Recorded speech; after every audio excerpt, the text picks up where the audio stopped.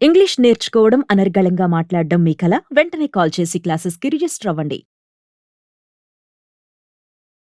నమస్తే. Welcome back to Suman TV. America. America అనగానే చాలా మందికి ఒక ఆశ ఉంటుంది గదా! అక్కడికి వెళ్లి చదువుకోవాలి, అక్కడికెళ్లి స్థిరపడాలి అని చెప్పేసి.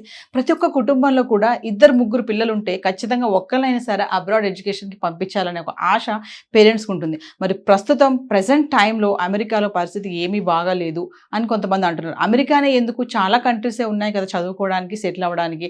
America, Europe, Australia, Canada, England ఇలాంటియన్నీ కూడా. సో, ఈరోజు టాపిక్ వచ్చేసి America versus Europe. So, Europe వెళ్తే మన స్టూడెంట్స్‌కి ఎలాంటి పరిస్థితులు ఉన్నాయి? అక్కడ ఎడ్యుకేషన్ ఎలా ఉంటుంది? జాబ్స్ గాని, ఆపర్చునిటీస్ గాని ఇవన్నీ ఎలా ఉంటాయి? వీటన్నిటిపై మరింత సమాచారం అందించడానికి ఈరోజు మనతో పాటు ఉన్నారు.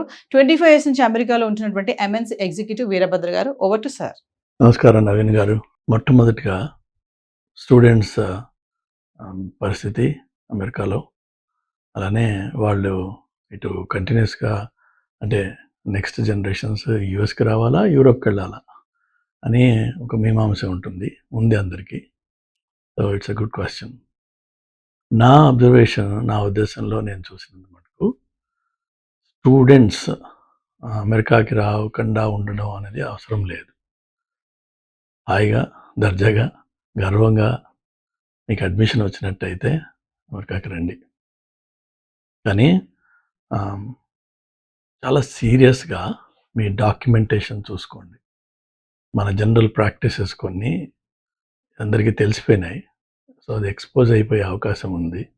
పోర్ట్ ఆఫ్ ఎంట్రీలో వాళ్ళు స్క్రూటినీ చేసి, మనం చేసిన తప్పులు బయటపెట్టి, దానివల్ల రిజెక్షన్స్ వచ్చి ఆ కష్టం ఉంది. సో, అలాంటి తప్పులు చేయకుండా if you are genuinely a good student and మీ ఇంటెన్షన్ అమెరికాకి వచ్చి చదువుకోవాలి. నేను అమెరికాలో మాస్టర్స్ చేసి మంచి కెరీర్ బిల్డ్ చేసుకుంటే బాగుంటుంది అనే ఒక సిన్సియర్ ఉద్దేశం ఉన్నట్టయితే తప్పకుండా అమెరికాకి రండి.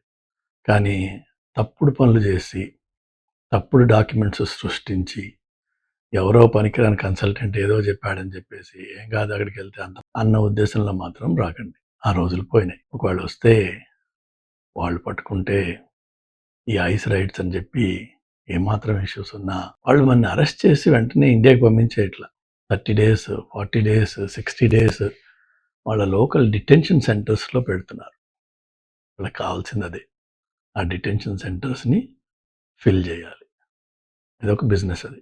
దానికి మనం అవకాశం ఇచ్చిన వాళ్ళం. అలా కాకుండా if you are a good student with a clean record and a good intent to come to America and do masters in whatever field మీ స్పెషలైజేషన్ మీరు ఎందులో అయితే మాస్టర్స్ చేయదలుచు you are a good student you should always come to America because ఇక్కడ మీకు ఒక different perspective, global exposure, ఒక global thinking అనే ఒక అవకాశం, ఒక లాంచ్ ప్యాడ్ దొరుకుతుంది. దాని తర్వాత మీరు if you're a good student definitely అమెరికాలో జాబ్స్ దొరకని పరిస్థితి లేదు.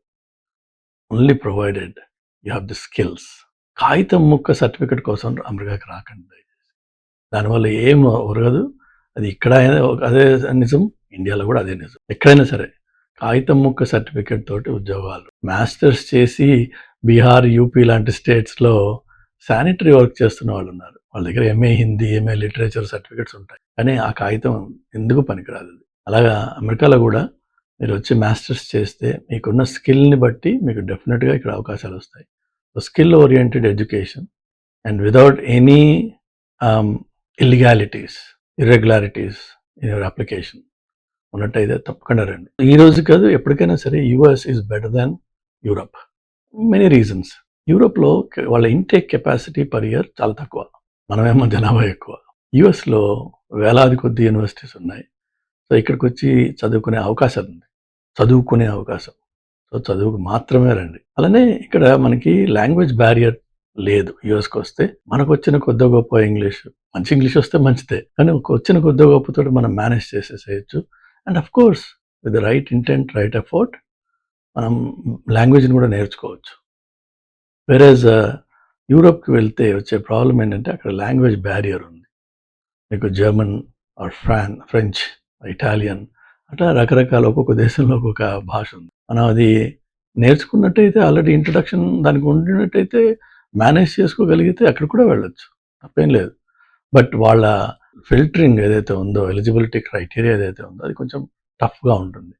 ఎందుకంటే అందరినీ తీసుకోరు వాళ్ళు, ఓన్లీ టాప్ లెవెల్ పెర్ఫార్మెన్స్ తీసుకో. So that always option. యూరోప్కి వెళ్తే వచ్చిన నష్టమేం లేదు, లాంగ్వేజ్ మేనేజ్ చేయగలిగితే వెళ్ళొచ్చు.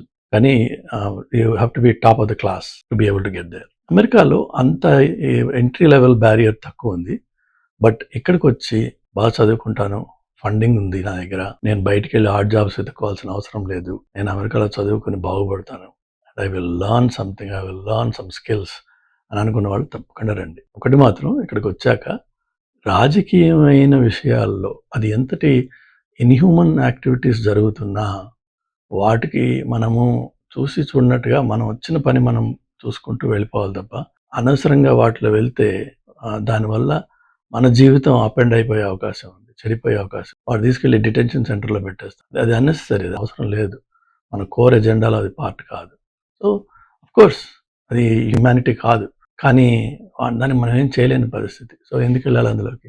పెద్ద పెద్ద వాళ్ళు ఏం చేయలేక హెల్ప్లెస్గా ఉంటుంది. So be careful about that. Otherwise always welcome to US, and this is one country where your dreams will come true. అది నేను గ్యారంటీగా చెప్పగలను, ఖచ్చితంగా నేను అనుభవిస్తున్నాను కాబట్టి. Okay, good luck.